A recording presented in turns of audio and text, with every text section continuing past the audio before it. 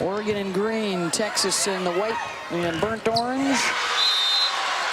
First time here in the finals for the Ducks. For Texas, well, they've been to at least the semis in 4 of the last 5 years, and the last 3 did not end so well for the Longhorns. Heartbreak in a 5-set loss in the semis and in the finals in 08 and 09 respectively.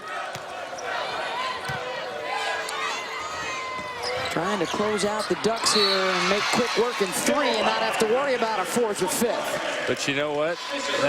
Those last few points in those matches you talked about, those 5-set losses, and here are the toughest to get. They are battle tested, and the only way to win one of these things is to keep coming back and knocking on the door until you just knock it off its hinges.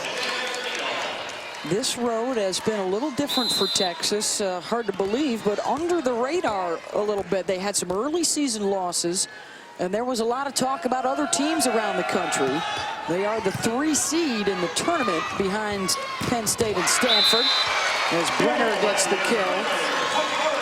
And it's been more of a quiet confidence, would you say, Karch, that they come in with this time? Yeah, for Texas. They lost at home to Minnesota. They lost to Illinois. Some losses that would have surprised some people. Illinois not able to make the NCAA tournament after being the finalist last year and close to winning. But you're right, those early losses actually took the pressure off them a little. I think it served them well. And it also seemed that even that late season loss, the 1-5 to end the regular season to Iowa State, took the pressure off a little. They get a little lower seed, and here they are, ready to win Coach Jared Elliott's first title. That was Mick Haley who won the '88 title. They've had so many terrific players in the last few years. Destiny Hooker, who was on the Olympic team, Ashley Angle, Julianne Fawcett, Michelle Coker, Rachel Adams, and these current crop of players talked about representing all of those that have come before them at Texas that have worn the jersey. And they also talked about doing it a different way. They don't feel like they have to do it exactly the same way as the Longhorns of 08 and 09, and they're trying to carve their own path. Obviously not a bad idea, because those teams came up a little bit short, and they want to get somewhere the Longhorns haven't been. Back out to Bailey Webster. Brenner into the block, and right there awaiting her was the setter, Hannah Allison. Well, Brenner tries to throw it in the block here, but that's too low. That's into the low hands, or the forearms, actually, of Allison. She needs to hit that higher if she's going to try to use the block to her advantage. And the big stuff by Webster. 13-1, the blocking advantage. And watch Bailey Webster. She just decides, I'm going to absolutely commit on this. Armpits over the net. And there was another hitter behind her, but she decided to take a chance, and boy, did it pay off big. Texas 6 points away from the championship. Ducks will try and muster on the serve of Liz Brenner. Overpass. Point Texas. And Jim Moore looking at, hey, his player, Kat Fisher, did try and legally bring it up with any part of her body she could get on it. You can kick it, but the referee decided that it stayed on her foot too long and called a lift. A foot lift against the Ducks. Well, the web feeder do that sometimes. Plum, the back set, Bergsman. That was not a good connection. Now in transition, quickly, Texas. Webster dug up. Brenner out of the back. A spinner finds the floor. And still, Oregon is hanging around. But they're going to have to create something from the service line. Coach Moore has talked about Kawasaki embracing a role. She lost the libero role, and she's gotten on some big serving streaks, scoring them points. If they ever needed one this season, it's a couple of big points from her. Pass from Palmer. McNeil sliding behind. Well, it starts with the perfect pass from Sarah Palmer right on the head of setter Hannah Allison, and then McNeil unloading one-on-one. That's the way Texas wants to run its offense. They set high to the left side, and they'll set fast to that player on your screen, Shadir McNeil.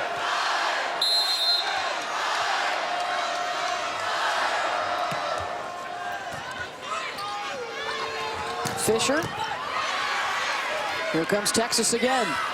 Eckerman. Well, she's a little excited, and I would be too if I could hit like that.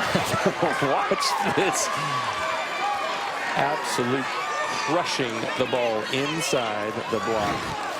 Middle blocker, number 7 for Oregon, Ariana Rollins. 25 kills for Haley and Bailey tonight. And it's 3 points to a championship.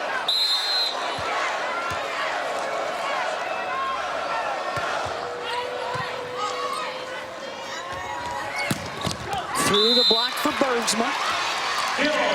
Point Oregon.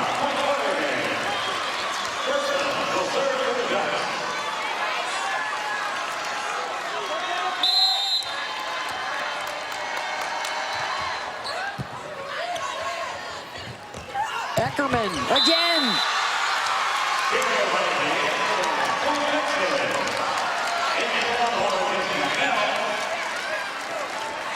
Still only 4 hitting errors for Texas. They're averaging 4 per set. They have 4 this whole match. They've been almost perfect. It has been quite a display. Texas hitting .432. The block just destroying Oregon tonight. And they are 2 points from that elusive national championship. Well, the NCAA FCS football championship will come your way on January 5th. That'll be at 1 o'clock Eastern on ESPN2. Check out NCAA.com. That's your home for all 89 NCAA championships. Texas coming close in 2008, 2009, 2010. A lot of heartbreak. A lot of great players wearing that jersey that did not get to take the trophy home. And now they are 2 points away from bringing it back to Austin.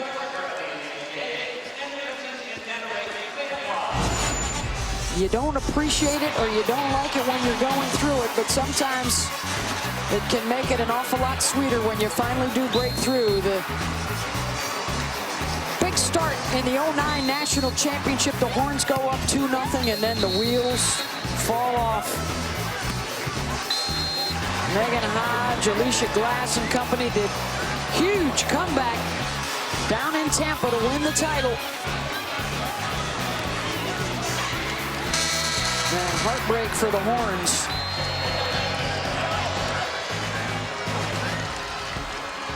That's that big gorilla that Jared Elliott talked about on their backs. He's looking for his first title. It would be the second in school history.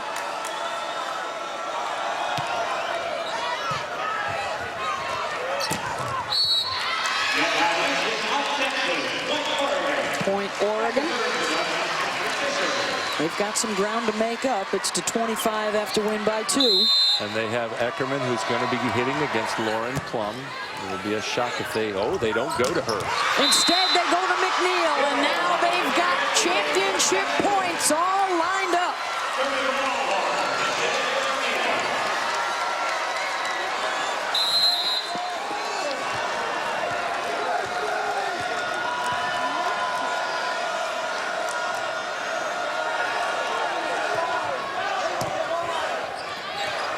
Now to Brenner, and the block! After years of near misses, it's a hit for the Horns and the 2012 National Championship.